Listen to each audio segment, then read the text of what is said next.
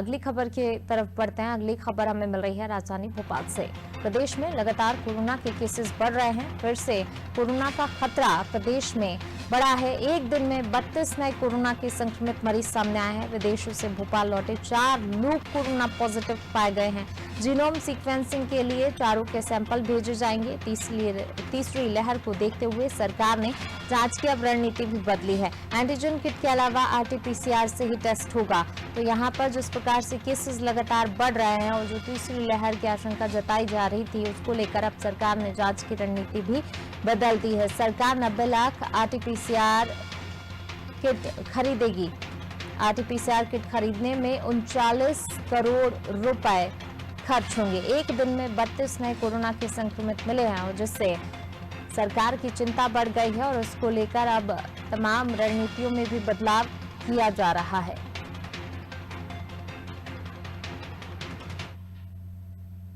और ज्यादा जानकारी के लिए सीधे रुख करते हैं संवाददाता विवेक पांडे का।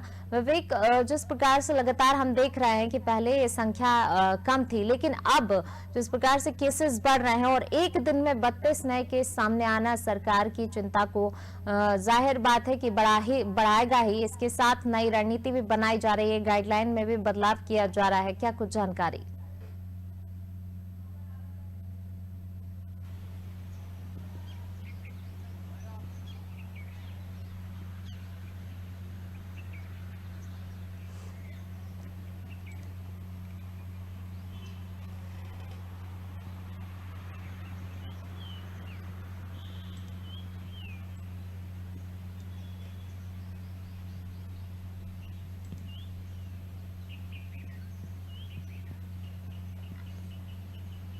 देखिए, आज से 1 महीने पहले मध्य प्रदेश में सिर्फ 4 ऐसे जिले थे जहां पे कोरोना के केसेस थे और अब बढ़कर 18 की संख्या हो गई। यानी कि मध्य प्रदेश में 18 जिलों में कोरोना का संक्रमण फैल चुका है और वहां से पॉजिटिव लोगों की रिपोर्ट आना शुरू हो गई है। सबसे जो परेशानी की बात है वो ये है कि भोपाल, इंदौर और ग्वालियर, जबलपुर, ये 4 महानगर हैं जहां लगातार कोरोना के मरीज सामने आ रहे हैं। और भोपाल में जो है वो कई ऐसे इलाके हैं जहाँ पे केसेस सामने आए हैं। इंदौर में सबसे अधिक केसेस शुक्रवार को सामने आए हैं। 13 केसेस इंदौर में आए हैं और कई जिलों में भी आए हैं। ऐसे में सरकार की चिंता सबसे ज्यादा है और करीब 32 केसेस जो है वो शुक्रवार को सामने आए हैं। 200 से अधिक एक्टिव केसेस हैं। ऐसे में सरकार ने कुछ गाइडलाइंस भी जारी की है और गाइडलाइंस का पालन करने के लिए कहा है। और चिंता का विषय ये है कि सरकार अब एंटीजन के भरोसे नहीं रहना चाहती है। जैसे कि पहली और दूसरी लहर में एंटीजन रैपिड टेस्ट किए गए, लेकिन अब जो है आरटी-पीसीआर सरकार कराने जा रही है। इसके लिए 35 करोड़ से अधिक राशि खर्च की जाएगी और 90 लाख जो है वो आरटी-पीसीआर किट खरीदे जाएंगे। सरकार की ये मंशा है कि एंटीजन टेस्ट जो है वो सटीक नहीं रहता है। ऐसे में आरटी-पीसीआर कराना ही जरूरी है और आरटी-पीसीआर की किट जो खरीदी की तैयारी है वो पूरी कर ली गई है। हालांकि एक ये भी बात कही जा रही है कि 90 लाख आरटी-पीसीआर किट अगर खरीदे जाते हैं तो इसका उपयोग भी किया जाए। जैसा कि कोरोना की पहली और दूसरी लहर में देखा गया कि सरकार ने तमाम स्वास्थ्य सुविधाएं और व्यवस्था करने का दावा किया था, लेकिन किसी भी तरीके से ठोस इसका उपयोग नहीं हो पाया। जैसा कि सैंपलिंग में गड़बड़ियों से लेकर तमाम जो जानकारियां थी वो सामने आई। हालांकि वैक्सीनेशन का जो अभियान है वो मध्य प्रदेश में पूरा हो चुका है और अब महाअभियान नहीं चलाया जाएगा। अब मुख्यमंत्री शिवराज सिंह चौहान ने निर्देश दिए हैं कि लोगों को खोज कर निकाला जाए, उन्हें वैक्सीनेट किया जाए। यानी कि मध्य प्रदेश में कोरोना से निपटने की तैयारी पूरी तरीके से की जा रही है। यह दावा राज्य सरकार कर रही है। हालांकि लोगों को सबसे ज्यादा सतर्क रहने की जरूरत है। सरकार संजीदा है, लेकिन लोग सतर्क रहे तो कोरोना की तीसरी लहर से बचा जा सका है। और जो जरूरी बात यह है कि हाल ही में जो विदेश से 4 यात्री भोपाल आए हैं वो सभी पॉजिटिव निकले हैं।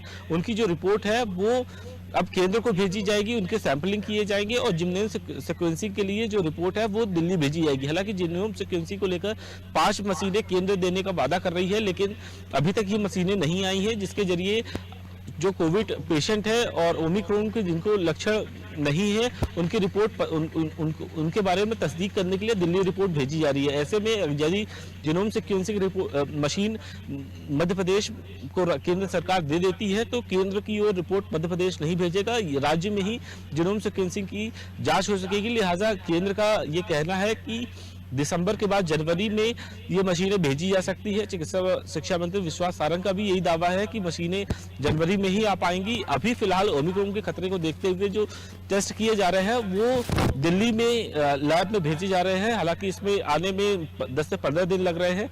ऐसे में जो मरीज है उनको आइसोलेट किया जा रहा है, जो कोरोना पॉजिटिव है उनको आइसोलेट किया जा रहा है। और सबसे चिंता का विषय ये है कि जो विदेश से आने वाले लोग हैं उनमें कोरोना के लक्षण दिखना, यह एक चिंता का विषय है। सरकार उनके टेस्ट कर रही है और वो पॉजिटिव निकल रहे हैं, तो ये सबसे ज्यादा चिंता का विषय है। हालांकि गनीमत ये है कि कोई भी विदेशी नागरिक एयरपोर्ट से सीधे जो है वो बाहर नहीं आ सकता, उसे टेस्ट कराना होगा, उसे RT-PCR टेस्ट कराना होगा और उसके बाद अगर रिपोर्ट नेगेटिव आती है तो भी उसे आइसोलेट किया जाए। यदि पॉजिटिव आती है तो राज्य सरकार उस पर निगरानी रखेगी, उस पर किस तरीके के लक्षण पाए जा रहे हैं।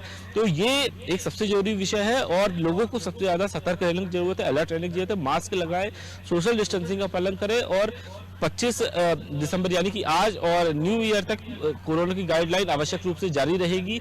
और इसके बाद यदि केसेस बढ़ते हैं तो राज्य सरकार गाइडलाइन में बदलाव कर सकती है, तो सख्ती और भी बढ़ा सकती है और जो प्रतिबंध है वो भी और बढ़ाए जा सकते हैं। यदि प्रतिबंध रोकने हैं, बिल्कुल, केसेस अगर रोकना है तो यहाँ पर सख्ती भी जरूरी है और जांच में रणनीति जो बदलाव हो रहा है जांच कराने के लिए वो भी बहुत ज्यादा जरूरी हो जाती है, जिस तरीके से केस सामने आ रहा है। अगली खबर की ओर बढ़ते हैं इस वक्त की।